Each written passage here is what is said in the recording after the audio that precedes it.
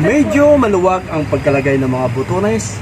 So, kailangan nating higpitan, mga kapatid. Manual, mano-mano ang ating paghihigpit. Let's go. Sa atin yung nakahok siya, ikaw ito rin yung ano, kawit mo sa gawa sa bahay. Pagpasain na lang yan, may parang wali. Diba ang kanang ba sa gilid na ay pangalan? Pwede mo magbasa. Pwede mo magbasa sa pangalan. Man mo kwan. Ayaw niya. Hindi siya, wag ito. Iniskin ako kung ito. Ano, sorry, parang wala rin sa sarili. Sila ko ganito sa buhay pa kayo sa kumbahan. Kaya ang galing sa mo kay ingat sa gamit. Hindi na nawat yung payong kabalik mo. Hindi sige ko makaya.